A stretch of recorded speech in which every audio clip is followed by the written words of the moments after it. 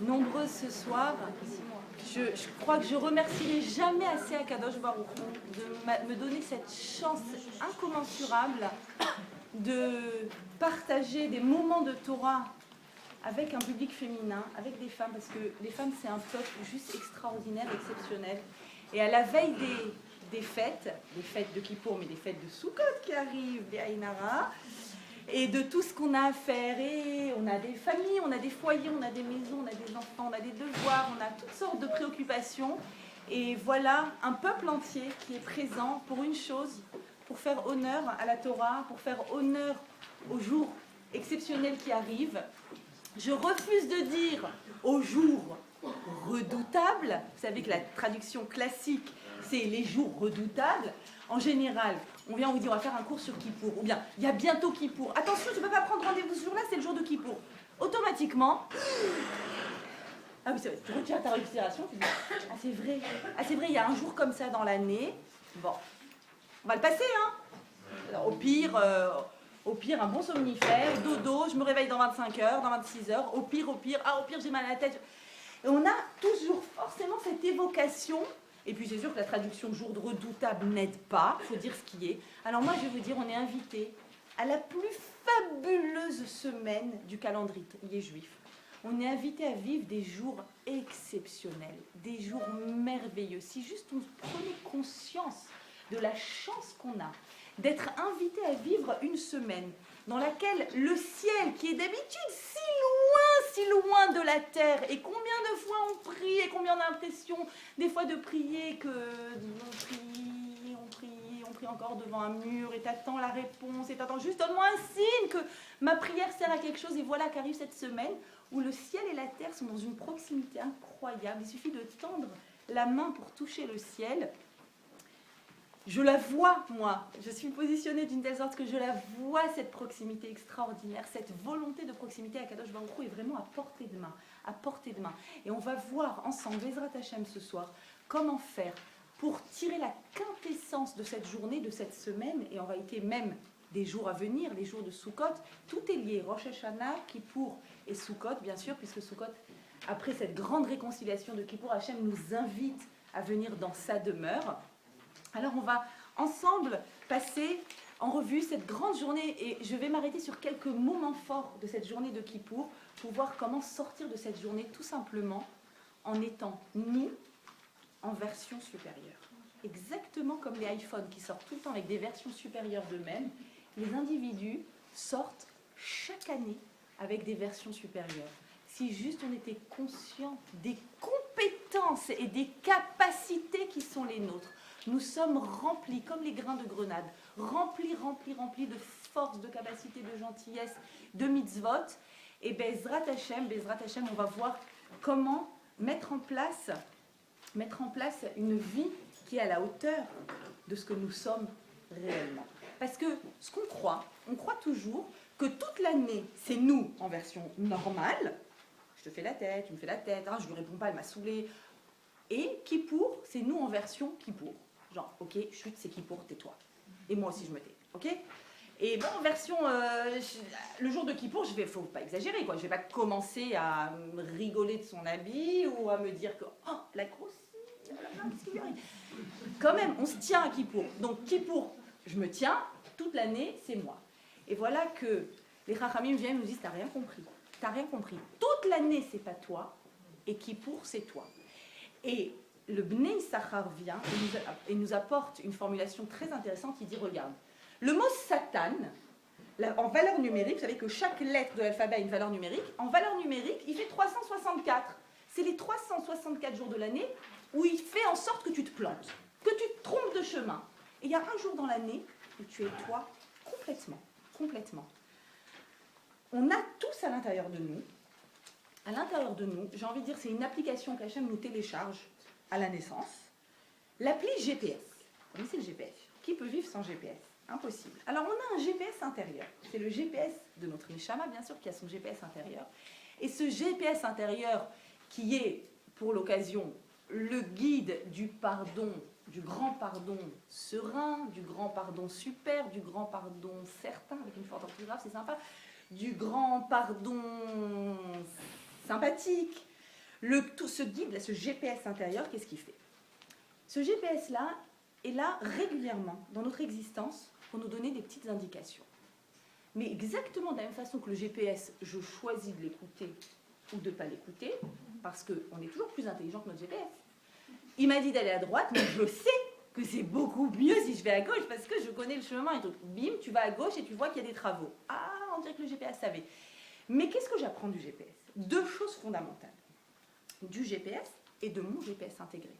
J'apprends du GPS, premièrement, je n'ai jamais vu de GPS, ni Waze, ni aucune autre version, aucun autre, qui vient et qui te dit à un moment, désolé, vous êtes perdu. Vous n'avez nulle part où aller. Vous imaginez l'angoisse si le GPS venait et me disait, je suis désolé. Aucun itinéraire possible. Jamais, ça n'arrive jamais. Et en réalité, quand je me suis trompée et qu'il m'a dit de faire ceci, j'ai fait autre chose, qu'est-ce qui se passe? Automatiquement, il va se mettre à réfléchir. Je me dis, mais vite, vite, les feux passent au vert. Il se met à réfléchir et il me dit, calcul d'un nouvel itinéraire en cours. Il y a toujours un nouvel itinéraire à prendre. Même si je me suis trompée de chemin, même si je me suis égarée, et des fois on s'égare dans la vie, dans des forêts lointaines, dans des contrées lointaines, dans des endroits qui sont tellement loin de ce qu'en réalité notre GPS intégré a envie de nous dire, et à n'importe quel moment, où que tu sois dans le monde, et à n'importe quel niveau d'égarement, tu sais parfaitement que ton GPS va venir et te dire calcul d'un nouvel itinéraire. Notre GPS tout au long de l'année, cette appli intégrée, des fois il s'endort. Vous connaissez quand il est en mode je m'endors. Ok, il s'endort, il se recharge on va dire. Puis il y a des moments où le GPS il se réveille. Et il se réveille et il est en éveil maximal, notre GPS, cette semaine. En éveil maximal. Et il est en train de nous dire en permanence, je pense qu'il faut calculer un nouvel itinéraire, je pense que c'est le moment, c'est le moment, c'est le moment. Et alors, Bezrat Hachem, ce soir, on va écouter ce GPS. Et on va essayer de voir de quelle façon on va calculer un nouvel itinéraire. Mais il faut savoir une chose, c'est qu'on n'arrive pas toujours à l'objectif, à la destination finale, en un seul coup. Des fois, il faut faire des stations. Des fois, il faut s'arrêter. Des fois, il faut prendre du temps. Des fois, il faut prendre un café. Parce que la route est longue. La route est fastidieuse. C'est difficile. Et tu sais qu'il y a encore du chemin à faire. Et donc, il faut forcément que tu prennes ton temps. Et donc, Kippour, enlevez de votre tête cette idée que Kippour, c'est le changement, c'est maintenant. On a compris que le changement, c'est pas maintenant. Pour moi, c'est clair. Là, il n'y a plus de doute. Le changement, c'est pas maintenant. Quelle idiotie de penser qu'un changement peut être maintenant. Le changement ne s'opère jamais de façon instantanée. Jamais, dans aucun domaine au monde, ni relationnel, ni de moi envers moi-même. Qui est-ce qui est capable de changer un mécanisme, une nouvelle habitude d'un jour au lendemain? Une thérapie, c'est quelque chose qui prend du temps. Et ça doit prendre le temps. Et le temps m'aide à mettre en place cette thérapie. Donc non, on ne change pas du tout au tout. Et non, Kippour, ça ne va pas venir faire une transformation baguette magique. On a toujours cette question. Ok, je vais retourner à la Sina Kippour. On va y être à la Sina. Ok. Les Juifs de Kippour ou pas, peu importe. Et les Juifs de Kippour sont merveilleux d'être à la synagogue ce jour-là. Merveilleux. Et on se dit quoi? Alors je vais être sincère. Et on est sincère. On est sincère dans nos prières le jour de Kippour. Et quoi? Et je vais prier. Mais je sais au fond de moi que l'année dernière à Kippour aussi, je suis venue. Et l'année d'avant aussi. Et je sais que j'étais sincère. Et je sais que là aussi, je serai sincère. Mais quoi? Je vais me tenir à carreau. Un peu. Un jour. 2 jours. 3 jours si ça marche bien. Et quand la veille de Soukhot, il y a toute ma belle famille qui va arriver à la maison avec les sacs énormes en disant « On est là, coucou !» On s'est dit que ça te faisait vachement plaisir. Et là, est-ce que je vais encore me rappeler de tout ce que j'ai dit à Kippour et qu'il faut, et que peut-être, et que... Tu sais, c'est une question de point de vue. On sait jamais, quel point de vue? Quoi, tout d'un coup, t'as tout le monde qui arrive. Donc, je sais très bien que Kippour, c'est bourré de sincérité et qu'en réalité, le quotidien fait que quand je suis dans cette longue route de la vie, j'ai souvent besoin de faire une pause, j'ai souvent besoin de m'arrêter, souvent j'écoute pas le GPS. Alors, le Bnei Issachar vient et me dit oui. Mais tu sais c'est quoi cette sincérité de Kippour? Je vais te l'expliquer. Et il fait un parallèle que je trouve merveilleux. Il dit c'est exactement comme quoi? C'est exactement comme une femme qui accouche. Et après la naissance, après avoir mis au monde son bébé, qu'est-ce qui se passe? à l'époque du Beth Amikdash, Bezrat Hashem, qu'on ait le mérite de le refaire, elle a amené un korban. Un korban, pas un korban Toda, un korban Hacham, un korban parce qu'elle a fauté. Elle a fauté. Attends, elle vient de donner la vie. Elle vient de faire la plus belle des choses au monde. Pourquoi est-ce qu'elle doit apporter un korban, le korban de la personne qui a fauté? Parce que, nous explique la Gemara, au moment de l'accouchement, que ce soit conscient ou inconscient, dans mon cas c'est assez conscient, je dois dire, tu jures que quoi? Plus jamais ça! Quoi? Volontairement, je me suis mis dans cet état? Quoi, vraiment, j'ai voulu? Et on va dire que c'est le moment où les contractions sont bien musclées comme il faut, et il y a forcément, dit la Gemara, une pensée qui te traverse, et qui dit, mais est-ce que je suis folle de vivre quelque chose d'aussi difficile? Et donc, comme elle a juré, même elle ne le sait pas, mais à l'intérieur d'elle, elle a juré, elle a dit, même pas en rêve, trop dur, je veux plus. Or quoi? Qu'est-ce qui va se passer? Tu vas aller chercher tes choucataires. C'est très bien que tu vas recommencer. Ben, c'est très bien que, trop mignon, ça manque, je veux un autre. Et quoi? Mais tu avais juré que non, donc tu dois apporter un korban en disant, non, je sais très bien que j'ai juré, mais en réalité, c'est exactement la même chose, dit le Bnei Issachar, entre un korban et l'autre. Donc, tu as recommencé. Tu avais promis de pas et tu as recommencé, tu vois bien. Mais qu'est-ce que j'apprends de cette situation en particulier? C'est qu'entre le premier korban et le korban de l'enfant suivant, il y a eu quoi entre les deux? Une naissance. Il y a eu une naissance. Et il dit c'est exactement pareil à Kippour. Même si tu sais qu'il y a certaines choses que tu vas promettre avec sincérité et que tu sais que la vie va faire que, ça ne va pas être à ce point, entre les deux, c'est pas possible qu'à Kippour ne naisse pas une nouvelle réalité en toi. C'est impossible. Il y a une naissance qui se produit à Kippour. Et même si des fois je sais que je vais rechuter ou que ça va être difficile, ça sera avec une sensibilité plus grande, une sensibilité accrue. Et il n'y a que nous qui pensons, réfléchis de cette façon humainement, en termes de blanc et noir. C'est bien ou c'est pas bien? C'est cachère, c'est pas cachère, c'est permis, c'est interdit. Akadosh Baruch Hu, heureusement pour nous, c'est pas dans ces termes-là. Il n'y a pas tu fais Shabbat, tu fais pas Shabbat. Et tu crois qu'un demi-Shabbat, ça n'a pas de valeur pour Akadosh Baruch Hu? Nous, on pense que c'est tu es dans ce camp ou tu es dans ce camp. J'ai réussi, j'ai pas réussi. C'est un peu les études aussi. Tu as plus que 10, tu as la moyenne, tu as moins, échec, réussi, pas réussi.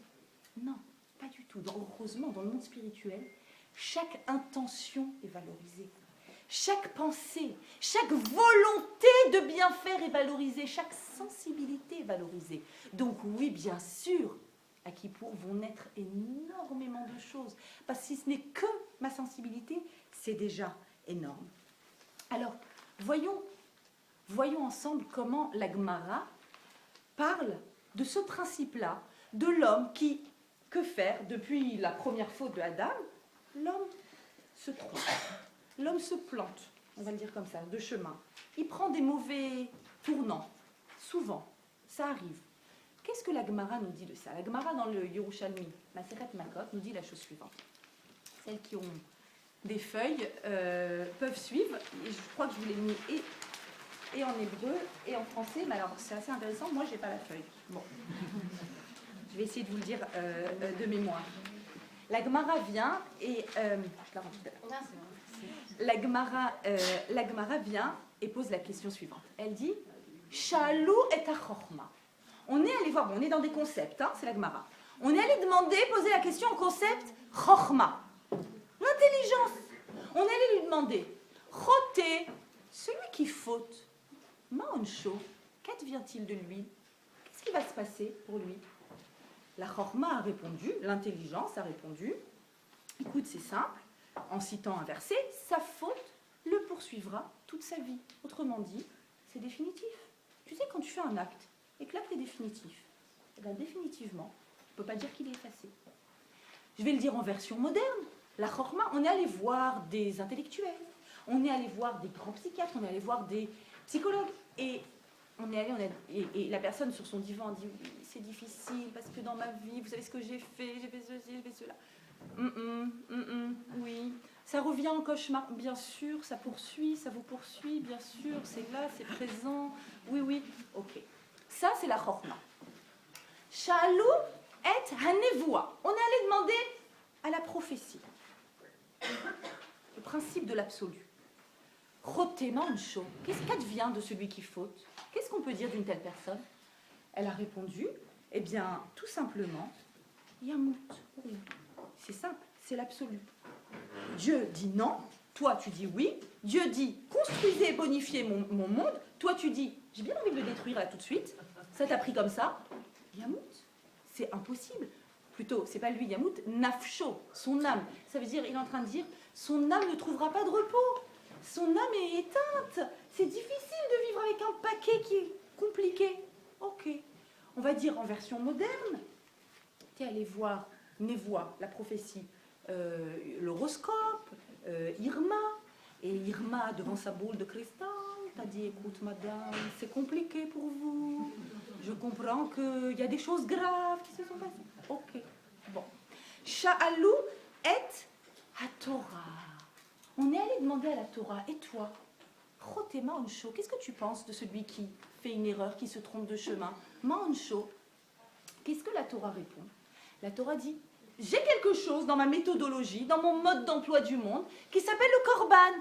Yavi korban, il va amener un korban, il va y trapper, et il aura la kapara. Waouh! Ah, c'est déjà mieux, mais ça veut dire qu'il y a tout un processus qui est compliqué, qui est... Ah, bon, il faut le prendre en charge. On va dire que bon, une cruche en argile qui se brise, et qui se brise en 1000 morceaux, bon, en gros, elle te dit, tu ramasses les morceaux, et tu recolles. C'est pas aussi beau qu'avant, mais tu peux recoller. Ok. Sha'alou et Hakadosh Baruchou. On est allé demander à Hakadosh Baruchou. On est allé demander à Hakadosh Baruchou, et toi, Hachem, qui a créé ce monde et qui a créé l'homme comme ça, avec des pulsions, avec des fragilités, avec des défauts. Chotema Onsho. Et Hakadosh Baruchou, merveilleusement dit, quel est le problème? Amarlo, il y a assez de chouva, veitraperlo. Quel est le problème? J'ai créé un concept qui s'appelle le concept Teshuva. Et c'est effacé. Et viennent les chachamim et disent, et tu sais quoi? Veillez kebriya chadasha. Tu seras comme une nouvelle créature. C'est pas que tu es là et que tu amènes ton paquet de linge sale et irdof acharav, ça va le poursuivre, ça va revenir dans ses cauchemars, c'est brisé, c'est abîmé. Non. Yitraper, il y a assez de chouva. Il faut comprendre que avec nos cerveaux humains, la chorma, la nevoua, même la Torah qui est un mode d'emploi de l'homme, qui prend en considération la fragilité humaine. Tous disent, c'est quand même compliqué. Ce qui est fait. Le passé est passé, comme dirait la Reine des Neiges, ok? Donc c'est fait. Tu peux pas, impossible. Et si, quand on vient demander à Kadosh Baruch Hu, seul Kadosh Baruch Hu dit alors, il y a assez de chouva. Ça veut dire qu'on est dans un concept qui n'est pas raisonnable, qui n'est pas compréhensible. Si on réfléchit humainement, je suis désolée, la tchouva, c'est pas logique. C'est pas logique. Ça veut dire quoi? Je demande pardon, j'ai fait du mal, j'ai abîmé, j'ai peut-être rompu des liens, j'ai peut-être fait rompre des liens. Enfin, des choses qui sont réelles et concrètes. Ou bien, pour parler des mitzvot ben Adam la makom, vous savez qu'à Kippour, il y a les mitzvot de moi envers les autres et de moi envers Akadosh Baruch Hu. Et vous savez bien qu'Akadosh Baruch Hu, il n'a pas besoin de ma tefila. Je veux dire, il n'est pas là en train de dire, bon, alors quand est-ce qu'elle fait cette tefila, celle-là? C'est bon, omniprésent, omnipotent. Il n'a pas besoin de mon Shabbat, il n'a pas besoin de ma cacheroute. Alors quoi? Qui en a besoin? Ça veut dire quoi les mitzvot de moi vis-à-vis d'Hachem? C'est moi, vis-à-vis de la partie d'Hachem qui est en moi. Et que je ne laisse pas s'exprimer, que je ne laisse pas se dévoiler. Waouh! Alors, on comprend maintenant que, effectivement, seul Akadosh Baruch Hu vient et peut te dire la teshuva. La teshuva, je t'explique, c'est pas quelque chose qui est de l'ordre du raisonnable. Parce que raisonnablement, tu penses que si tu as abîmé quelque chose dans ta vie, c'est-à-dire tu t'es pas épanoui, les mitzvot ben Adam lama comme c'est vivre au maximum. Dommage, j'aurais pu vivre au maximum, j'ai pas vécu au maximum. Dommage, j'aurais pu donner au maximum, être présente pour les uns et les autres au maximum, je l'ai pas été. Dommage. C'est passé, le passé est passé. Akadosh Baruch Hu dit, alors je t'explique. La teshuva, c'est quelque chose qui est en dehors du monde. C'est un concept que j'ai créé avant. Plus fort? J'arrive. Vous entendez pas au fond? vais essayer, mais du coup, devant, ils vont avoir mal aux oreilles.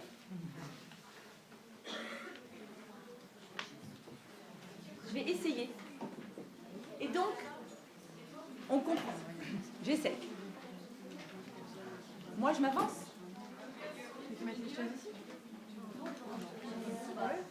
Vous savez qu'ici, il y a de la place. Si on veut faire un petit entracte popcorn chocolat, et que ici aussi, il y a plein de place, vous allez avoir beaucoup de cavodes, là, près de l'abîma. Donc, cacahuètes, chocolat, popcorn, on passe.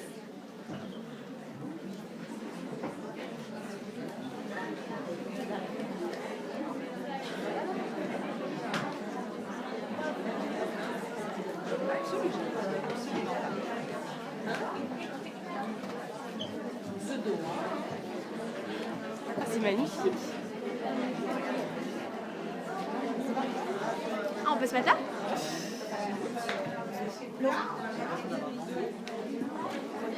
Premier rang.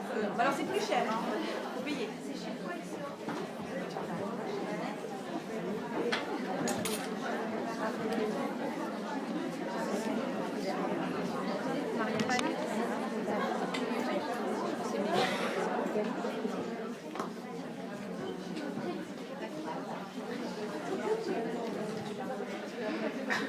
C'est bon?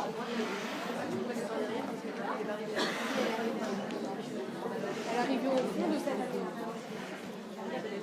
Il y en a encore. Moi j'ai pris deux. Je reprends.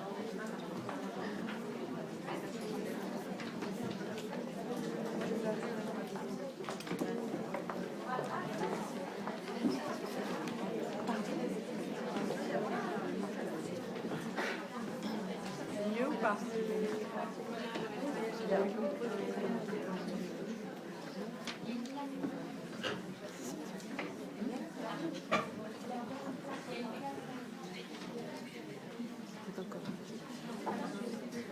Alors moi j'ai pas compris. Ah non. Ah bah si, la brioute, la brioute.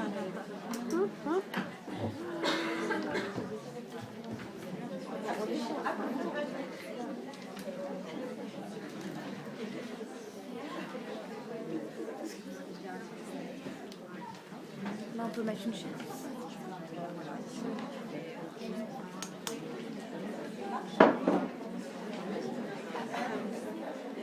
Donc, alors, l'entracte est terminé. Les moments de pub. Super. Et donc, on comprend, on est en train d'essayer de comprendre ce principe, ce concept de Teshuvah. Et on comprend que ce concept de Teshuvah est un concept qui est Me'al la Teva. Ce qui veut dire, textuellement, au-dessus de la nature. Ce n'est pas naturel. Il n'y a rien de naturel à être dans cette capacité à dire que même si le passé est passé, je suis une nouvelle créature et je ne porte pas avec moi ce paquet.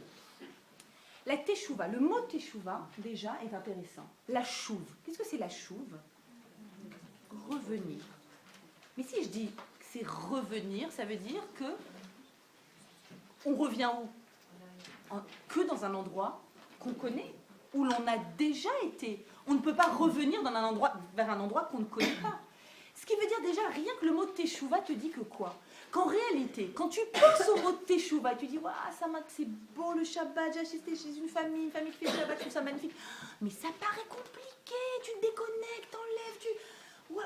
Et tu dis, l'imagination évidemment fait que tu te dis, c'est très très difficilement atteignable. Et voilà que le mot teshuva te dit, mais attends, c'est un endroit que tu connais en fait. Tu y étais déjà, tu ne me rappelles pas. Oui, mais c'était il y a très très très longtemps. Tu ne peux pas te rappeler, c'est ta Neshama. Ta Neshama est d'origine divine. Ta Neshama a assisté au don de la Torah au Sinaï.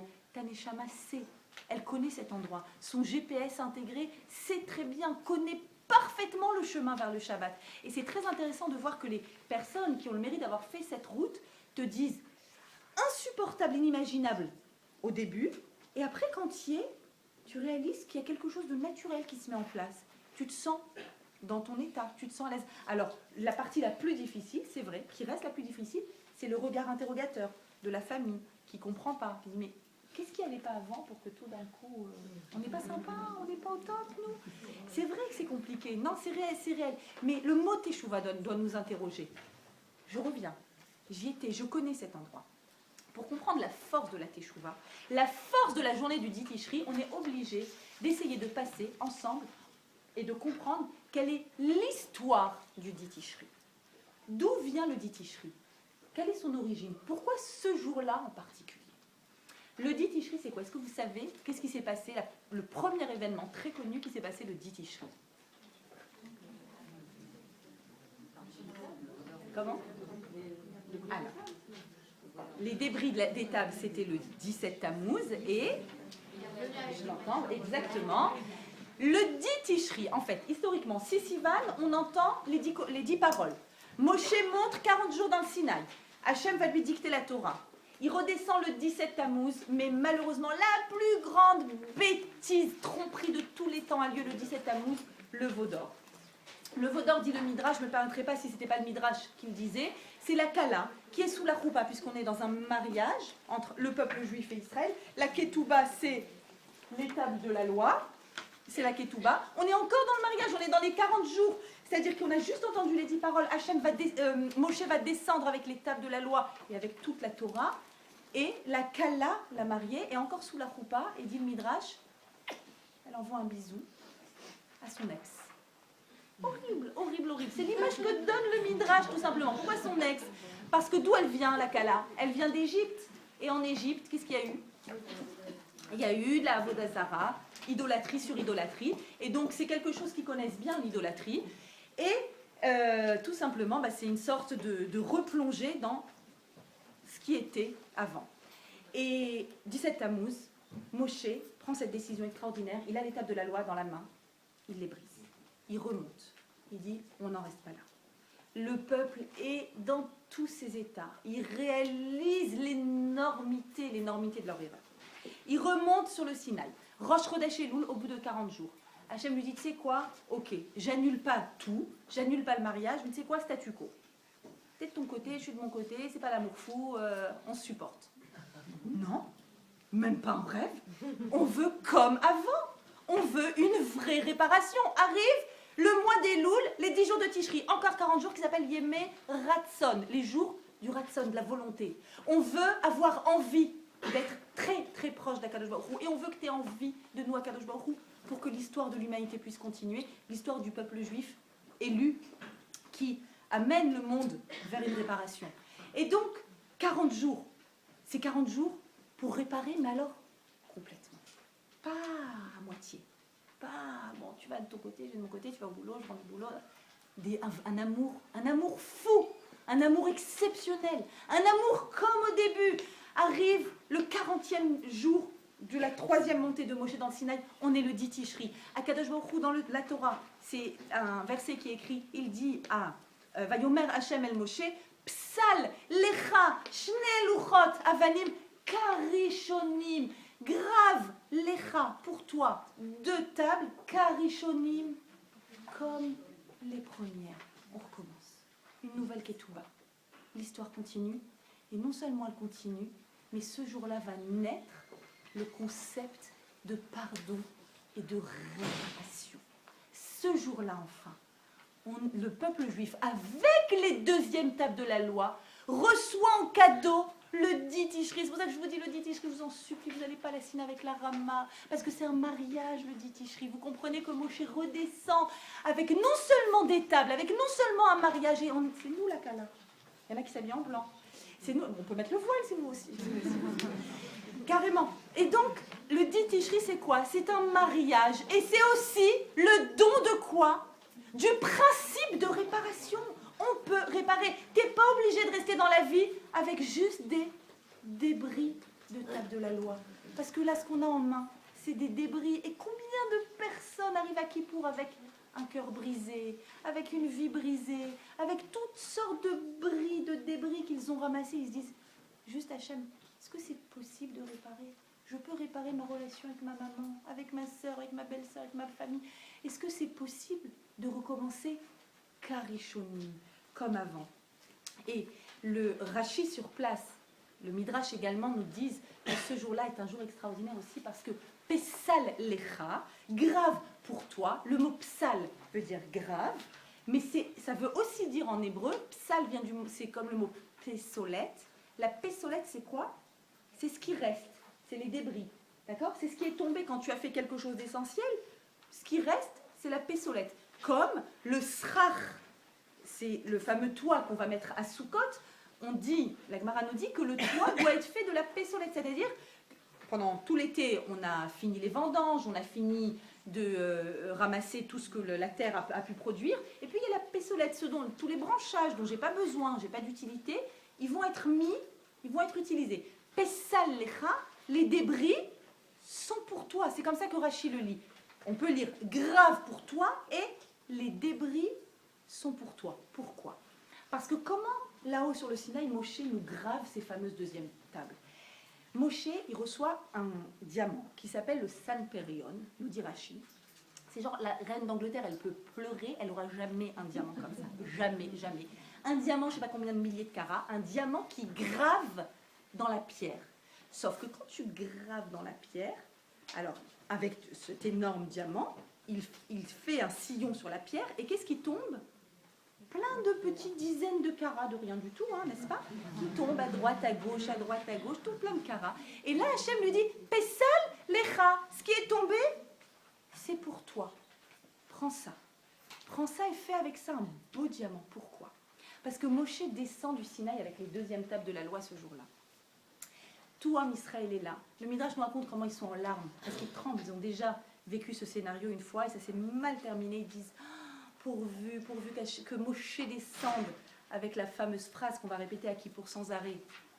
Salarti kidvarecha, j'ai pardonné comme tu me l'as demandé. Pourvu qu'il descende, pourvu Moshe pleure en tenant les tables. Le peuple juif est au pied du Sinaï et pleure. Et il y a une personne, c'est la seule peut-être qui n'est pas aussi rassurée que tout le monde. Tous sont rassurés de voir Moshe arriver et donc le pardon qui arrive et l'espoir d'un renouveau qui arrive. Mais cette personne qui est triste, c'est Tzipora. Tzipora est l'épouse de Moshe et c'est la grande exception dans toute l'histoire du judaïsme. L'histoire de la Torah, la grande exception, c'est Tzipora. Pourquoi? Parce que c'est la seule fois où un homme a dû donner un get, un acte de divorce à une femme, parce que exceptionnellement, pour monter sur le Sinaï, il a dû devenir Ish HaElokim, un homme d'Hachem. Et un homme d'Hachem, c'est un homme qui est complètement séparé de la terre. Et je vous dis bien que c'est la seule fois, parce que le Kohen Gadol, qui va rentrer dans le Saint des Saints, Kippour, lui, doit être marié. Tous doivent être mariés. C'est une mitzvah d'être marié. Mais là, c'est une grande exception. Cet homme-là, une seule fois dans l'histoire de l'humanité, devra.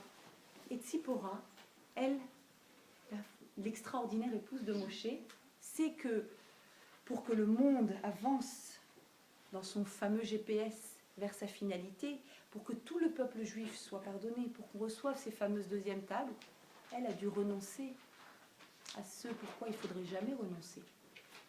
Or, Akadosh Baruch Hu a dit à Moshe, Pessal lecha, l'obsolète est pour toi. Prends, ramasse tous ces petits dizaines de carats de rien du tout, fais-en un beau diamant et va voir Tzipora. Le peuple s'ouvre, il passe au milieu, Tzipora est au fond, il va vers Tzipora, il a l'étape de la loi, mais il a aussi en main, non, c'est un mauvais exemple, hein, un diamant, quoi un diamant, et il va vers Tzipora et il lui a fait des deuxièmes kiddushin, il lui met la bague et devant tout Am Israël, il lui dit Hareat mekudeshet li betabat zo kedat Moshe. C'est de là que ça vient. Moshe et Israël sont tous présents. Et c'est un symbole extraordinaire, c'est un peu comme pour montrer, voyez, vous, Am Israël, vous êtes dans un remariage avec une réparation avec Hachem. Et vous savez, dans toutes les générations, à tous les moments, certainement les brisures les plus difficiles à supporter sont les brisures au sein d'un couple. Et je veux que vous sachiez que on peut ramasser plein de diamants et on peut réparer ce qu'on pense être irréparable. Je veux juste que vous sachiez que c'est possible. Je veux juste que vous sachiez. Il y a une deuxième symbolique aussi très forte de tous ces diamants-là qui tombent, qui sont une obsolète, qui sont des débris et qui sont ramassés, qui sont pour toi, quand on grave les tables de la loi, chacun d'entre nous se grave ses propres tables de la loi, se grave à l'intérieur de lui. Et la gravure, des fois, est douloureuse. Elle est douloureuse. Parce que la gravure est souvent synonyme d'un certain nombre de contraintes. J'ai mis de côté mon ego, j'ai pas été comprise par ma famille. Moi-même, j'ai dû renoncer à tellement de choses qui m'étaient tellement importantes, tellement importantes. Et tout ça, c'est toutes sortes de diamants, c'est mes diamants à moi. J'ai l'impression qu'ils m'ont échappé. Et j'ai l'impression que dans cette grande gravure magnifique, merveilleuse, je suis heureuse de graver ces tables. Mais à quoi j'ai dû renoncer à tellement de choses. Je me rappelle toujours avec affection cette élève qui me racontait avec beaucoup d'humour comment la chose la plus difficile, et j'avoue, moi je suis tombée dans la marmite toute petite, donc je ne peux pas vous dire que j'ai vécu ça sur ma propre chair, mais je le vis à travers vous toutes, je vous assure. Elles me disent, le plus dur, c'est les jeans. Vous l'avez dit avant moi. C'est les jeans. Renoncer à mes jeans. Je précise toutefois, parce que nous sommes très nombreuses ici, qu'il y a quand même un ordre de priorité, d'accord? Shabbat, Kasher, Tarat HaMishpacha, c'est les 3 best-of. Clairement, on a un best-of chez nous, c'est ces 3-là. Après, et d'ailleurs même un Rav m'a dit, à qui j'avais posé la question pour une élève, m'a dit même les cheveux pour une femme mariée, c'est avant. Donc là, je suis en train de vous parler de quoi quand je vous dis les jeans? Le nec plus ultra, d'accord? La petite cerise sur le gâteau. Et elle me raconte avec tellement d'émotion, tu sais quoi? Je renonce, mais pas complètement. Ça veut dire chaque matin, j'ouvre mon armoire, je les regarde, je les caresse, je leur dis, je suis là, hein, je vous oublie pas, ne m'oubliez pas non plus. Avec une émotion incroyable, je referme. Vraiment, c'est son Aaron à Kodesh. Et elle se dit, je reviens, vous inquiétez pas. Elle me dit, je suis pas revenue, mais pour l'instant, ils sont là. J'ai pas encore fait l'étape 2. Vraiment, combien de diamants, j'admire, vous pouvez pas savoir à quel point j'admire. Combien de diamants qu'on laisse sur son passage dans cette gravure d'étape de la loi. Et arrive à Kadosh Baruch Hu, il dit, Pessal, je veux que tu saches que tous ces diamants que tu as laissés, ils sont à toi.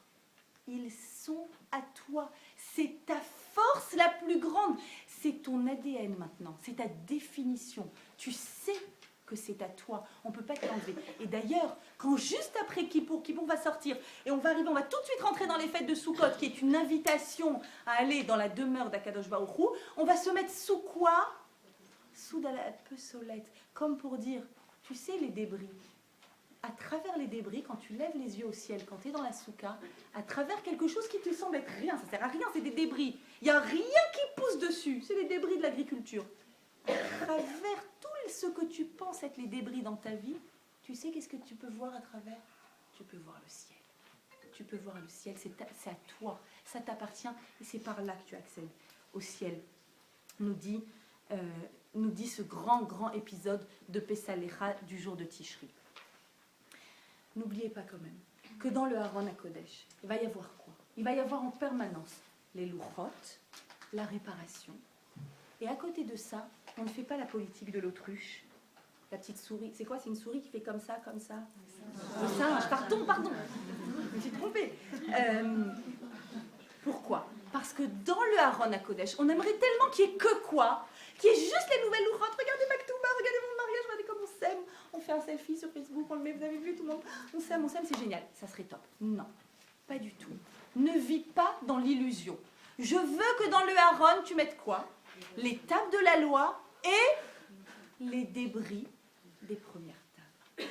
Quand je te dis que la psolette, elle est à toi, ça veut dire qu'il faut que tu ramasses tous ces débris un à un et que tu les gardes dans le Aaron HaKodesh, d'abord parce qu'ils sont Kodesh, et puis parce que il ne faut pas que tu oublies qu'il y a une fragilité, qu'on est fragile, qu'on peut se tromper. Il y a une réparation, c'est extraordinaire la réparation. Et après une réparation, juste sache-le, qu'il y a une fragilité.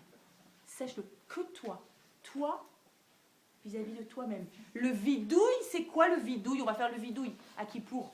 10 fois, Hacham, Bagad, Gazal, c'est le mot lehit, vadot, se confesser à soi-même. On se confesse à personne d'autre. À soi, ça veut dire Hachem, à moi. À personne d'autre. C'est moi vis-à-vis de moi. Et d'ailleurs, un rave il y a un rave avec qui je lui demande souvent beaucoup de conseils dès qu'il y a des situations un petit peu complexes à gérer avec des élèves ou autres. Et il me dit, dis bien tes élèves, dis-leur. J'entends souvent que cette erreur est faite. Dis-leur, une fois qu'elles sont avec leur conjoint, avec leur mari, ils n'ont pas besoin de raconter leur vie et leur passé. Les hitvadot, c'est à soi-même. Qu'est-ce que tu viens et tu déballes? Non, je vais être authentique. Tiens, bim. Non, ça veut... Pourquoi? Il dit, il n'y a aucun intérêt, aucun. Les hitvadot, c'est vis-à-vis de soi. Voyons ensemble comment est-ce qu'on fait cette démarche. C'est extraordinaire. Le jour de Kippour, Moshe descend et me dit la réparation existe. Ok. Moi, pour l'instant, j'arrive à Kippour et pour l'instant, je ne vois que les débris. Comment je fais?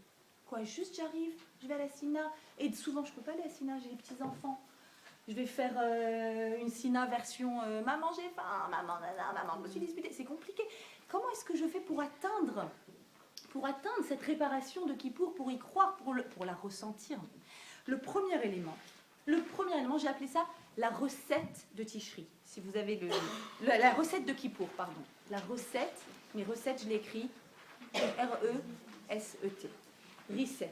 Kippour, il y a un vrai reset. C'est l'ancienne informaticienne qui est en moi, qui s'exprime des fois malgré moi. Reset, pourquoi? Parce que c'est vrai que très souvent, on est dans des cercles vicieux. Des cercles vicieux de je t'invite pas, tu m'invites pas, je t'invite pas, je te parle pas, tu me parles pas, va savoir qui a commencé. T'as aucune idée qui a commencé. Non, c'était elle. Non. Bref, tu es dans un cercle vicieux et vous savez qu'en informatique, quand on écrit des boucles, j'ai les mots en hébreu et ou en anglais qui me viennent. Quand on écrit des boucles et qu'on se plante dans sa programmation et que la boucle s'appelle à elle-même à aucune condition de sortie, qu'est-ce qui se passe? On est dans une boucle infinie. Qu'est-ce que tu as à faire à ce moment-là? Reset. Tu éteins. Tu peux que éteindre. Kippour arrive. Viens, on arrête de savoir qui a commencé la première à pas inviter l'autre ou à pas dire bonjour. Viens, on ne dit pas reset. Comment je commence? Le premier Tishri, on commençait toutes nos fêtes. C'était Rosh Hashanah, on a entendu le chauffard, jour anniversaire de la création de Adam Arishon. Ok. Ce jour-là, Adam a été créé, Ève a été créée, ils ont consommé du fruit et il y a eu un grand cache-cache dans le jardin d'Éden. Ils sont allés se cacher, ils avaient honte. Idbosheshu, ils avaient honte de leur nudité. Pourquoi? Je vais le vulgariser en une demi-phrase. Pour la première fois, ils réalisent que l'être et le paraître, c'est juste pas du tout pareil. Et c'est l'Archouma. C'est l'Archouma que tu me vois comme ça, et qu'en fait, je sais que je ne suis pas du tout comme ça, et qu'il y a un grand décalage entre ce que je suis et ce qui paraît de moi. Et donc merci, c'est exactement ce que je rêvais. Quelle prophétie. Et voilà, j'ai parlé plus fort du coup. Il y a un décalage énorme entre les deux, et donc ils ont eu honte, ils sont allés se cacher. Et Akadosh Baruch Hu leur dit, Ayeka, où es-tu? Question rhétorique bien sûr, où t'en es dans ta vie? C'est la question qui résonne en nous le jour de Rosh Hashanah, t'en es où? Ok. Ce jour-là, on sait que c'est le jour anniversaire de la création de Adam, la création de la possibilité de la faute, et c'est la naissance de la première boucha. Boucha Rchouma. C'est ça, la boucha. La boucha, c'est la honte. La première honte au monde est née le jour de Rosh Hashanah. Et sans cette honte-là qui nous accompagne depuis Rosh Hashanah, la honte que quoi? Mince, j'aurais pu être un géant, j'aurais pu être immense, j'aurais pu faire des choses géniales. Et je me suis plantée. Et au lieu d'aller à droite, je suis allée à gauche. Et j'ai manqué l'occasion d'être quelqu'un à la hauteur. C'est ça la boucha. La boucha, la honte, c'est le sentiment des gens qui sont grands et hauts. D'ailleurs, on le sent très bien. N'importe qui a douché un petit enfant d'1 an, 2 ans dans le bain et qui le voit, le plaisir avec lequel le petit sort du bain et adore aller courir dans toute la maison et se montrer, aucune boucha. Et tout d'un coup, tu réalises que, tu sais pas, et il y a un moment, il fait le switch, il s'enferme à triple tour dans la salle de bain. Et hier, tu étais en train de... C'est quoi? Justement, il a grandi. Parce que la boucha arrive avec la conscience. Dès que l'enfant prend conscience de lui, de l'autre, du permis, de l'interdit, de l'être et du paraître, ils prennent conscience assez rapidement. Il faut voir ma petite, comment elle je m'habille, fermez la porte, autre comme ça. J'adore. Et donc, c'est la conscience, la grandeur qui donne ce sentiment de conscience. Pourquoi je vous parle de la boucha? Parce que c'est le premier sentiment qui nous accompagne à Kippour. Je sais que ce n'est pas politiquement correct de parler de la boucha. Pourquoi? Parce qu'on est dans une civilisation, dans une société qui a choisi sciemment, venez, on dit que la honte, c'est un sentiment qui n'existe plus. Venez, on annule la honte. Sachez qu'arriver à Kippour, sans avoir été capable de prendre mon téléphone et de dire à cette personne avec qui je parle plus depuis 1 an pour des choses évidemment très graves, sans être capable de lui dire « Viens, on prend un café, on en parle. Viens, on prend un café et on se dit que ça y est, 1 an est passé et que j'ai pas réussi, c'est trop dur, ça me fait... Je pense encore à ce qui s'est passé, j'ai mal. Ok. Mais est-ce que juste t'as honte d'être dans une situation où il y a quelqu'un, quand tu sais qu'elle est là, tu vas pas? Ta honte, c'est énorme. C'est énorme. C'est géant. Tu as le sentiment de Adam Arishon. C'est immense. Alors, l'année prochaine, qui pour prochain, qui pour suivant, c'est un processus, le changement. Mais la honte est un sentiment qui est important. Et pourquoi je vous dis ça? Je vous dis, on est dans une société qui a décidé, venez, on dit qu'il n'y a plus de honte. Pourquoi? Par exemple, je prends le premier exemple, je suis même gênée de me salir la bouche en le verbalisant, mais c'est des grandes affiches énormes dans le métro, d'accord? Où ils mettent une énorme, ils ont eu la géniale idée de mettre une énorme pomme, d'accord? De site de ceci, cela, avec une communication, on va dire, intelligente là-dessus. C'est quoi l'idée? L'idée de faire une pub énorme et de dire, en fait, il n'y a pas de faute, d'accord? Ils ont pris le concept de cette pomme, c'était même pas une pomme, mais bon, passons, de cette pomme pour dire, on se libère. Venez, on dit que si on décide, si on l'affiche, venez, on dit qu'il n'y a pas de honte et qu'il n'y a pas de tromperie et que c'est pas gênant. Et venez, on décide que c'est ça notre norme à nous. Sauf que ce qu'ils ne savaient pas, ces imbéciles-là, c'est que c'est vrai que le premier Tishri, ils ont fauté. Mais le premier Tishri aussi, quoi? Ils ont eu honte. Et ça, vous l'avez oublié. Et ça, ils l'ont oublié dans la campagne publicitaire. Ou bien, quand c'est très à la mode, toutes ces notions de... un certain mouvement dans la psychologie, parce que je suis très j'aime beaucoup tout ce qui est thérapie, psychologie, évidemment. Mais il y a une certaine voix, on va dire, dans ce domaine-là, qui dit « T'as hurlé? Et alors? C'est bien, mais vas-y, tu sais quoi? C'est une libération de soi. La prochaine fois que tu le fais, dis-toi en disant « Je me libère. Allez, hop, on hurle sur les enfants, sur la belle-mère. Peut-être qu'ils méritent. Et puis, si ça te fait du bien, de toute façon, si ça te fait du bien, c'est bien. Allons-y. On est dans une nouvelle voie, une nouvelle, on va dire, réflexion de venez, on dit que ça libère la personne et que finalement, ça va quoi? Je vais vous donner un autre exemple qui me vient, tellement parlant. Il y a un certain nombre de personnes, pratiquantes ou pas du tout d'ailleurs, qui me contactent via des adresses mail anonymes, parce que c'est sur des sujets un petit peu délicats, pour avoir, on va dire, pour échanger par rapport à une souffrance qui est innommable. Je crois que c'est la plus grande souffrance que j'ai eue à lire dans des textes, c'est celle-là, de filles qui souffrent d'addiction via Internet, toutes sortes de choses, et qui souffrent le martyre parce qu'elles se sentent en dessous de tout. Elles se sentent être inexistantes. Elles se sentent être moins que rien. Elles disent « Hachem m'a abandonné ». Vraiment des termes qui font mal, vraiment, qui m'ont bouleversée. Et évidemment, j'oriente vers une thérapie, forcément, ces personnes-là. Et qu'est-ce que j'entends? Mais pas une et deux. Mais pas du tout. Je suis allée déjà voir le thérapeute qui m'a dit « Ton problème, c'est que tu ne t'acceptes pas. Il faut que tu t'acceptes. Il n'y a pas de boucha. Il faut que tu intègres que c'est comme ça. Pourquoi pas? Why not? C'est bien. Il faut laisser libre cours. D'ailleurs, depuis Freud, on sait que, etc. Bref. Et je veux juste poser une question. Mais si elles viennent et qu'elles disent elles sont mal, elles sont venues à moi, elles me disent je vais mal, je vais mal, je vais mal. C'est un appel de quoi ça? De qui? Qu'est-ce qu'il y a à l'intérieur qui dit je vais mal? Elles vont pas mal parce qu'elles s'acceptent pas. Elles vont mal parce qu'elles savent, comme Adam Arishon, que je peux être immense et que je sais qu'un individu, c'est tellement plus qu'une enveloppe corporelle. C'est tellement plus. Je sais que j'ai à l'intérieur de moi des compétences immenses, géantes. Alors, elles sont où ces compétences? Pourquoi j'arrive pas à les développer? Pourquoi? Donc le premier élément qui va nous accompagner, c'est la boucha. Premier élément. Et Bosch, regardez les termes Bosh, Bet, Vav, Shin, c'est les mêmes lettres que Shuv, la Teshuva, revenir. Donc c'est juste un sentiment qui m'accompagne encore une fois de moi vis-à-vis de moi-même. C'est juste le sentiment, je peux être encore mieux que ce que je suis. Cette année, je sors une version de moi meilleure. iPhone, combien? Version meilleure, ouais.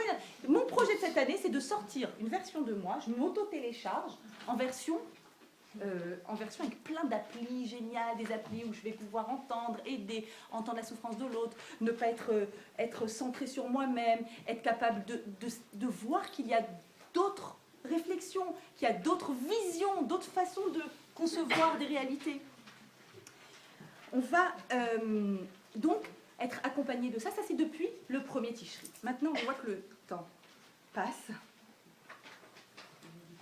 Voyons ensemble quelques grandes étapes, je voudrais voir avec vous, quelques grandes étapes de la journée de Kippour qui vont nous porter, qui vont donner un autre sens à notre journée. Étape numéro 1, avant l'allumage des bougies, avant de rentrer dans la journée de Kippour. La première étape que moi je signifierais comme étant réellement importante, c'est ce qu'on appelle Birkat Abanim. Et étant donné que j'ai donné ce cours dans d'autres cadres, et que j'ai parlé de Birkat Abanim, ils ont dit c'est quoi, c'est où, etc. Là j'ai décidé, pour ceux qui ont les feuilles, de vous mettre, j'ai pris sur internet toute la Birkat Abanim. C'est quoi Birkat Abanim? Birkat Abanim, c'est une bracha que l'on fait à nos enfants, quel que soit leur âge, quel que soit notre âge, que l'on fait à nos enfants une fois dans l'année. Une seule fois dans l'année, avant d'allumer les bougies de Kippour. C'est une bracha qui est constituée en premier lieu de la bracha classique de Shabbat, d'accord? Mais ensuite, qui a un passage. Les enfants, ils appréhendent ce moment. Ils me disent à chaque fois, non, maman, on appréhende, parce qu'à chaque fois, ils savent que je deviens Madeleine. Mais c'est juste en lisant, c'est rien du tout. C'est juste parce que je lis les mots et que de se dire, waouh, de la force qu'Hachem me donne de donner à ma bouche, de pouvoir souhaiter ça à mes enfants. En 2 secondes, en 2 mots, je ne vais pas vous le traduire entièrement. Yiratson, milifna vinu sheba shamayim, que ce soit la volonté d'Hachem, sheiten belipra avato veirato, qu'il mette dans ton cœur son amour et sa crainte, et qu'il y ait la crainte de Dieu toujours sur ton visage, et que tu ne fautes pas, et que ton désir soit un désir de Torah et de mitzvot. Je veux que tu aies du désir, mon enfant. Je veux que tu sois rempli de désir, mais avec un GPS qui te mène là où il doit te mener.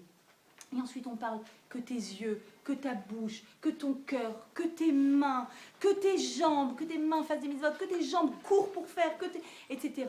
Et qu'il te donne. Regardez la vision de la Torah. On a un enfant d'1 an, on peut avoir un enfant qui vient de naître, et on lui dit maintenant, parce que c'est maintenant que ça se crée.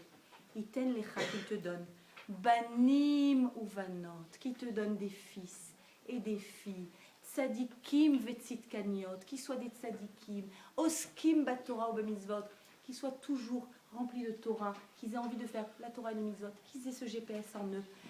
Je vous conseille, quand vous ferez vos préparatifs culinaires de Yom Kippour, parce qu'il y a ça aussi, j'ai sauté cette partie volontairement, elles m'ont bité. Bref, mais toutefois, je vous conseille de taper sur YouTube Birkat Abanim et de vous remplir d'une chanson magnifique sur ces paroles-là, qui existent, vous la trouverez très facilement, et qui va vous bercer et vous mettre immédiatement dans cette ambiance. L'allumage des bougies. L'allumage des bougies, un moment extrêmement important. On rentre dans cette journée, en fait on rentre dans ce mariage qui est réparateur, d'accord, dans cette réacception de la Torah. Et il est fortement conseillé, je crois que c'est très positif, et les enfants du Rav Ovadia Yosef racontent avec beaucoup d'émotion comment ils se souviennent que leur père et leur mère, au moment de l'allumage des bougies de Kippour, se tournaient l'un vers l'autre, les yeux embués de larmes, et de pardon ma femme chérie, pardon mon mari, pardon ma femme, je t'ai pas assez respecté, j'ai pas assez vu que tu avais besoin de moi, j'ai pas assez... Et c'était à qui mieux, et les enfants étaient là en train de les regarder avec un air attendri. Et je pense que vraiment il y a une intelligence ici à se demander pardon, les conjoints l'un à l'autre devant les enfants, parce que je crois que dans la vie, on ne fait pas toujours attention à ne pas se disputer devant les enfants.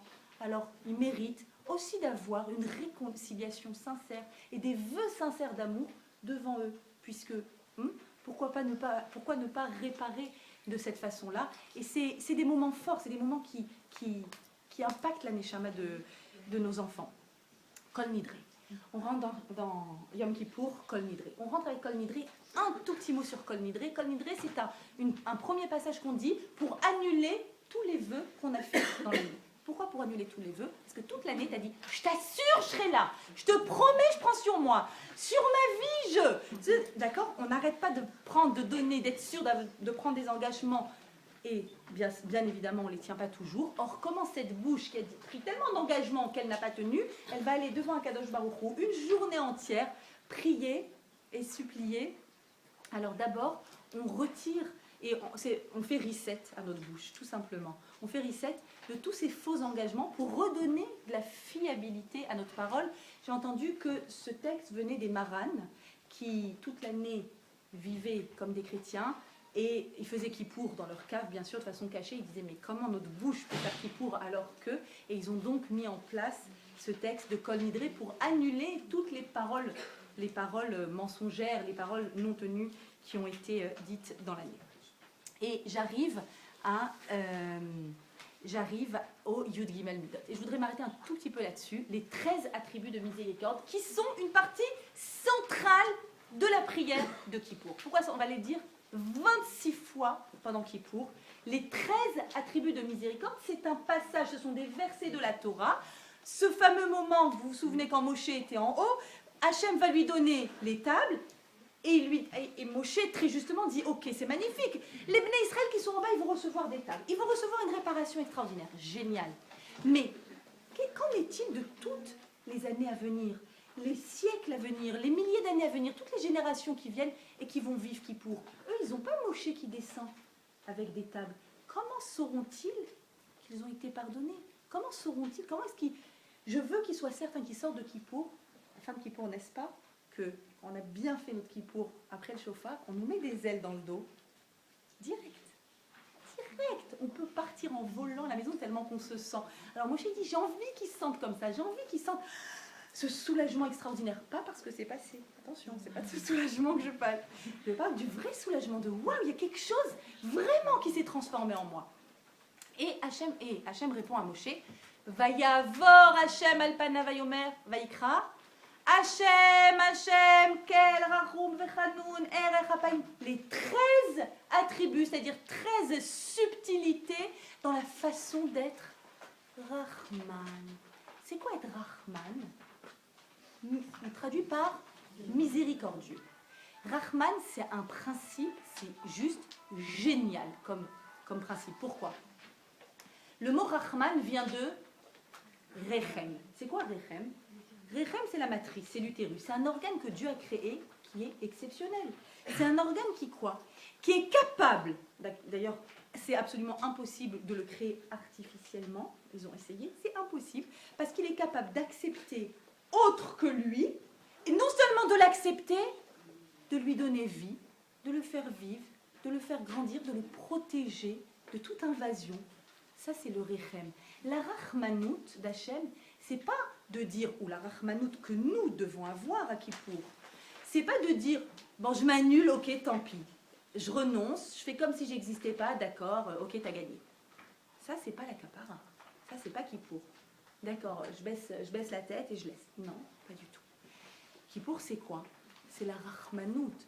C'est de dire, il y a mon point de vue, il y a ton point de vue, et j'accepte et je comprends qu'il peut y avoir en même temps deux points de vue. C'est pas l'effacement de l'un sur l'autre. C'est pas une sorte de médiation, pas du tout. Ou bien la médiation, justement, serait de comprendre qu'il y a deux versions, qu'il y a deux visions. Comme je dis toujours, on peut pas, vous pouvez essayer autant que vous voulez, je ne peux pas me disputer avec une chaise, ni avec une table. Je peux me disputer qu'avec un individu. C'est-à-dire qu'il y a deux personnes ici, toujours. Ah non, mais c'est lui qui a raison et c'est elle qui a eu tort. Non, c'est lui. Non, moi je suis plutôt de son côté. Il y a deux personnes ici. Et comprendre, être Rahman, c'est comprendre qu'il y a une réalité, il y a une autre. Et que même si ce n'est pas ma réalité, mon mari pense tellement différemment de moi, je suis capable d'être Rahman et de donner vie, réellement. Pas de supporter. de donner vie à une réalité qui est différente de la mienne. Les Yud Gimel Midot viennent nous enseigner une chose exceptionnelle. C'est donc un texte qu'on va répéter 26 fois. Et la Gemara, je vais essayer d'avancer un peu plus rapidement, la Gemara nous dit, la Gemara dans Maseret Rosh Hashanah nous dit, incroyable, si ce n'était pas écrit textuellement, jamais on n'aurait pu concevoir une chose pareille. Quoi ? Que quand Moshe est sur le Sinaï et qui dit Hachem, comment les Bnei Israël pourront être apaisés à la fin de Kippour, savoir qu'ils ont été pardonnés? Écoute-moi, dit Hachem. Hitatef akadosh baruch hu betalit. Il a pris un talit sur lui. Keshaliar tzibur. Il a pris la posture de l'officiant, le shaliar tzibur. À chacune d'imaginer ce que c'est que Hachem, l'infini, qui met un talit et qui devient un shaliar tzibur, quelqu'un qui montre comment faire. Textuellement, c'est ça, le shaliar tzibur. Il montre comment faire. Il a fait ça, il lui a dit, dis-leur qu'à chaque fois qu'ils feront comme ça, qu'ils sachent, Brit Kruta, il y a une alliance entre moi et eux. À chaque fois qu'ils feront comme ça, qu'ils sachent qu'il y a le pardon. Quoi comme ça? Hachem, Hachem, quel rachum. Quoi? Juste de le dire. Hachem, Hachem. Pourquoi 2 fois Hachem? Tous les commentateurs posent la question. Pourquoi tu dis 2 fois Hachem, Hachem? Ça va, une fois tu l'appelles, il comprend, hein, direct. Pas besoin de l'appeler 2 fois. Alors, les commentateurs disent, le premier Hachem, c'est Hachem avant la faute, dans l'absolu. J'ai dit interdit, donc c'est interdit. Le deuxième Hachem, c'est oui, mais le monde ne fonctionne pas comme ça. Nous sommes fragiles. Et nous avons toutes sortes de difficultés qui font que. Et donc, c'est le Hachem qui conçoit l'erreur, qui conçoit la faute. Rahman, c'est la fameuse Mida qui se divise en 13 subtilités, le fameux attribut de Rahmanout. D'être capable de dire, ok, c'est pas au top, mais c'est bien quand même. C'est pas comme je conçois, mais je donne vie quand même à tout ça. Et donc, c'est Rav Moshe Shapira qui explique ça, c'est extraordinaire, juste de l'imaginer. Il dit, c'est incroyable. Ici, dans ce texte, il est en train de dire que Hachem, il prie. Moi, je prie à Dieu. C'est quoi Hachem, il prie? À qui il prie? À lui-même. Ok. Et il dit quoi? Intéressant. Et il dit, Hachem, le premier Hachem, c'est Hachem qui crie. Et il dit, Hachem, il s'appelle. Ça veut dire quoi, il s'appelle? Il appelle, écoutez bien, un autre à l'intérieur de lui-même qui va mettre en œuvre au maximum de sa capacité la mida de Rahmanout. Et il dit, faites comme moi, c'est-à-dire, je vous invite à faire exactement ce que je suis en train de faire. Parce que chaque personne de ce peuple a à l'intérieur de lui un autre lui qui est capable d'exprimer de façon magistrale la capacité à accepter la différence, à accepter même quand ce n'est pas exactement comme je le voulais. Appelez votre autre en vous. Appelez, que Sarah appelle Sarah, que Rina appelle Rina, que Rivka appelle Rivka. Rivka, oui, où tu es? Tu l'as à l'intérieur, viens, sors, c'est le moment de sortir maintenant. C'est qui pour la Rahmanout. Il y a tellement de gens qui ont besoin de ma Rahmanout, qui ont besoin. Et comme par effet de miroir, c'est juste incroyable, Bemida, chez Modedim, car Hachem. C'est-à-dire, de la façon dont toi, c'est un grand principe écrit dans la Gemara, de la façon dont toi tu vas être avec les personnes, c'est comme ça qu'Hachem va être avec toi. Selon ta capacité à faire émerger l'autre en toi qui est Rahman, lui, il va faire pareil. Tu le fais un tout petit peu, il fait un tout petit peu. Tu le fais beaucoup, il fait beaucoup. C'est extraordinaire. C'est comme si nous étions les architectes, c'est ça que dit cette Gemara, de la capacité d'Hachem à révéler sa mida de Rahmanout. Si moi je la révèle à fond, ça veut dire que j'ai une vision large de l'humanité. J'ai une vision large de mes capacités. Hachem le fait également en largesse. Je ne peux pas m'empêcher, à chaque fois que je lis cette Gemara, de vous raconter cette toute petite anecdote qui m'a directement fait penser à cette Gemara. Nous étions en vacances cet été en montagne et j'ai une petite fille qui a 5 ans et on a fait une petite activité de pêche à la truite. D'accord? Ça existe, une mare, plein de truites. Il y en a tellement que ça mord très rapidement. Mes garçons ont voulu, chacun avait sa canne à pêche et on pêche, ils font leur pêche à la truite. Et les enfants sont là, c'est rigolo comme activité, d'accord. Sauf que j'avais pas prévu, j'assieds pas tous les jours à des pêches à la truite et donc j'avais pas prévu que c'est vrai que c'est un peu choquant. Ça veut dire que quand la truite elle sort, elle est pas contente, du tout. Mais du tout, elle fait comme ça. Et comme ma petite de 5 ans a assisté, tout d'un coup elle a vu la truite qui sort et qui lutte. Et elle a eu ses yeux embués de larmes, donc j'ai vite réalisé, je l'ai prise à part, d'accord. Et je lui ai dit, comme il va, Talia, qu'est-ce qu'il y a? Tu te sens pas bien?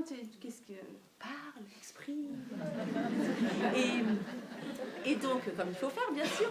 Et donc, elle me dit, maman, si t'étais une truite, d'accord? Si t'étais une truite, t'aimerais qu'on te pêche, hein? T'aimerais qu'on te pêche? Je crois que j'aimerais pas. Alors, faut arrêter de pêcher les autres. D'accord. Et je me suis dit, cette phrase, je vais la garder. C'est la phrase de Kippour. Arrêtons de pêcher les autres à tous les sens du terme. Mettez ce que vous voulez dedans. Ne pêchons pas les autres. Ne pêchons pas tout court, ne pêchons pas les autres. C'est signé Talia 5 ans. Voilà. Donc, et c'est réellement ça. C'est-à-dire qu'en fonction de ta sensibilité, de ta capacité à éveiller ta Rahmanout, tu éveilles une Rahmanout, tu éveilles la grande miséricorde d'Akadosh Baruch.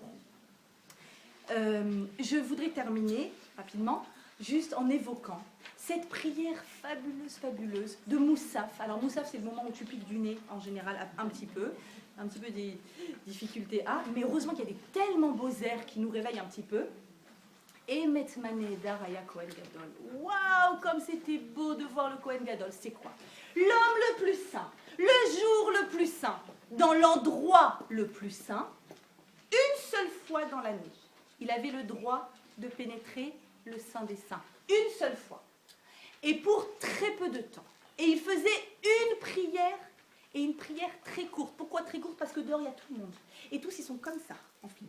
Ils tremblent. Pourquoi? Parce que si le Kohen Gadol ne sort pas, ça veut dire qu'on n'a pas été pardonné. Donc il faut vite qu'il sorte. Vite, rapidement. Il va donc sortir. Et il va donc faire cette tefila très rapide à l'intérieur du Kodesh HaKodashim, que cette journée-là. Et si je vous posais la question à vous, vous êtes Kohen Gadol. D'ailleurs, sachez que vous l'êtes. Vous l'êtes. Vous savez qu'on dit qu'aujourd'hui, la Shrina n'est plus dans le Beth Amikdash, elle est un peu éparpillée dans tous nos foyers. Et qui est le Kohen, s'il vous plaît? Pourquoi? On allume les bougies, comme le Kohen. On fait la pâte à pain, on prélève le pain. Vous savez que le Kohen, on imagine que, mais en fait, il avait un travail très technique dans le Beth Amikdash. Il faisait le pain, il allumait les bougies, il nettoyait, il s'occupait des animaux, il faisait... D'accord? Et alors, on allume les bougies, on prend le pain, on va au mikvé, il va aussi au mikvé. Et encore un point commun d'ailleurs, comme le Kohen, le jour de Kippour, en général, quand on a nos petits-enfants à la maison, on fait une fila très courte, obligatoirement. C'est pas possible de faire autrement. Donc, imaginez, vous êtes le Kohen Gadol, et on vous dit, une fois dans l'année, dans l'endroit le plus saint, tu peux faire une fila pour tout un Israël. Qu'est-ce que tu choisis comme fila? Allez. La santé, en général, on me dit toujours ça en premier, ensuite. La vie, de vivre extraordinaire. La joie. Allez-y, de toute façon, c'est pas noté, donc vous pouvez y aller. Je crois la chance, le Mashiach, d'accord, ok, il y en a. Je crois que la liste, combien? Mais il faut faire vite en même temps. Fila Ksara, une fila rapide. Proximité, voilà, de façon générale. Alors, il faisait 4 demandes, version TGV. 4 demandes. Quoi? Qu'il n'y ait pas, qu'il n'y ait pas, qu'il n'y ait pas, qu'il n'y ait pas. Qu'il n'y ait pas quoi? Donc, c'est pas en positif, c'est en négatif. Qu'il n'y ait pas... Alors, vous allez voir. Étant donné qu'il y a tellement de choses à demander, d'accord? Ici, je vous aurais laissé un peu plus de temps, j'aurais eu 50 000... D'accord? Il n'y a qu'à voir sur Facebook quand quelqu'un dit « Je vais sur le tombeau 2, envoyez vos demandes », elle ne sait pas à quoi s'attendre. Mais d'accord. Elle a promis, elle est obligée. Vas-y, toute la nuit, elle... Donc, ça m'est arrivé une fois, j'étais sur le tombeau de Rabbi Nachman, j'ai envoyé... Mais... Voilà, Baruch Hashem, c'est extraordinaire de voir que ça sert aussi à ça, tous les réseaux. Donc, il faut faire vite. Donc, il faut quoi? Il faut faire une tefila générique qui comporte à l'intérieur d'elle le plus de capacité possible. Qu'il n'y ait pas, qu'il n'y ait pas, qu'il n'y ait pas. C'est quoi? Le premier, qu'aucune femme ne fasse de fausses couches. Chez l'otapil isha pribitna. Ça veut dire quoi? Les bénis Israël, ils vont faire plein de choses. Toute l'année à venir, ils vont vouloir atteindre des objectifs. Parce que la grossesse n'est pas un objectif. La grossesse, on s'en fiche. C'est quoi l'objectif? C'est le bébé. C'est d'avoir un enfant, l'objectif. Alors Hachem, quand ils vont faire des efforts en vue d'un objectif, que leurs efforts ne soient pas vains et qu'ils aient en main le résultat de leur effort. Numéro 2, qu'aucune personne n'ait besoin les uns des autres.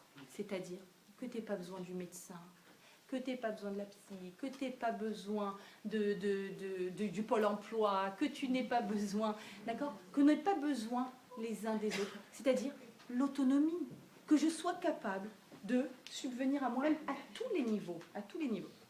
La troisième, c'est quoi? Elle est très intéressante. N'écoute pas la tfila des voyageurs. Tiens, au vrai drachim, pourquoi? Parce qu'avant Elal, comment on voyageait? À dos de chameau, bateau, âne, tout ce que vous voulez. Et donc, les voyageurs, ils prient pourquoi? Pour qu'il ne pleuve pas. Et on est bien d'accord que si un tout petit peu ils réfléchissaient, ils se diraient, attends, tu as besoin de manger l'année prochaine. Si tu veux manger l'année prochaine, il faut que quoi cette année? Qu'il pleuve. Toi aussi, tu en as besoin. C'est quoi cette tfila? C'est vraiment une tfila d'ordre générique. N'écoute pas Hachem toute cette année. Peut-être qu'on va faire des prières futiles, stériles, des tfilotes qui vont être contre-productives. Parce qu'en vrai, je vais être là et je vais prier Hachem. Je veux pas que, encore une fois, je me retrouve seule et que j'ai envie qu'on reste ensemble avec ce garçon, parce que sinon... Mais il n'est pas pour toi. S'il n'est pas pour toi, ne prie pas pour ça. Oui, mais j'arrive pas. Parce que là, tout ce que je sens, c'est juste la solitude. C'est tout.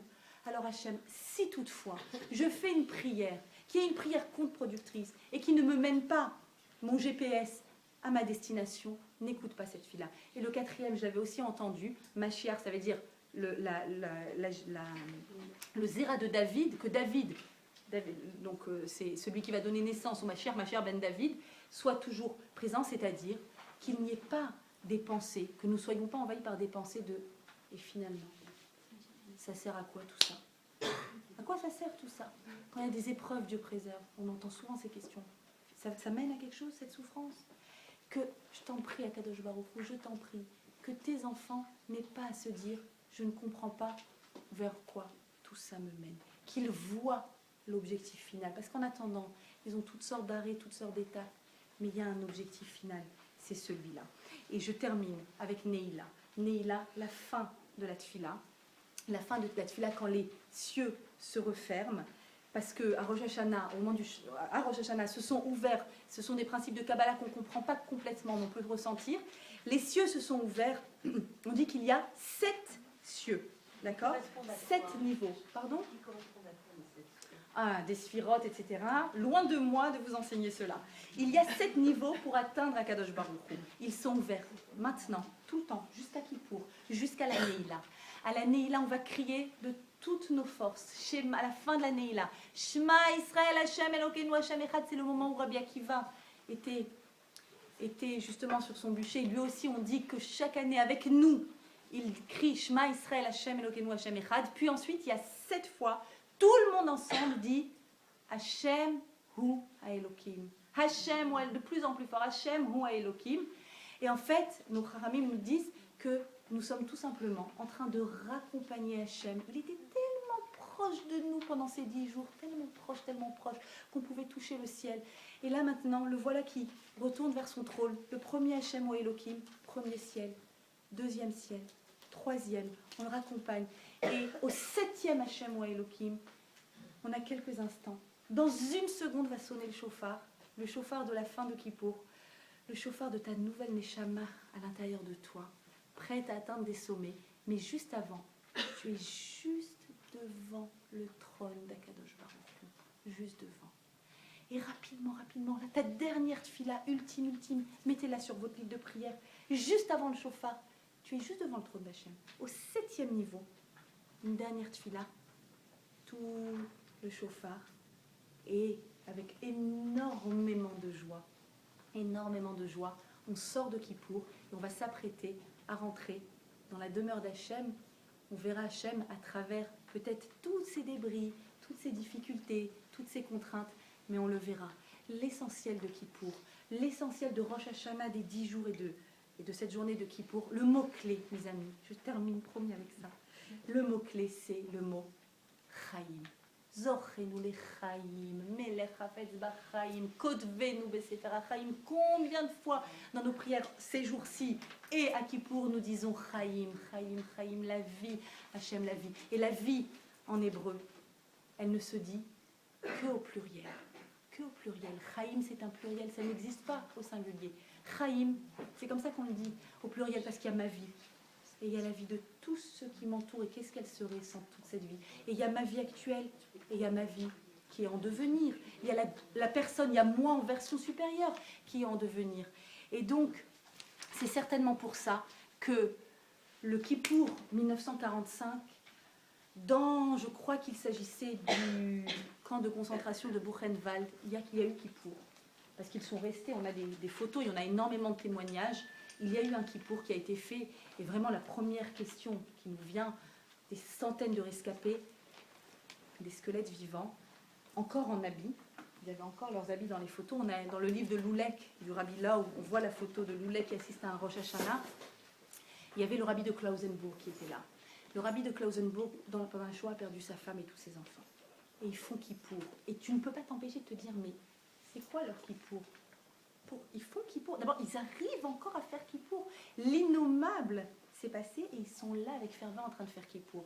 Et voilà que le Rabbi de Klausenburg est l'officiant. Il ouvre son livre de prière et il dit, au lieu de dire comme c'est l'habitude de dire Hachamnu, Bagadnu, Gazalnu, avec le cœur brisé, il dit Hachamnu, Bagadnu.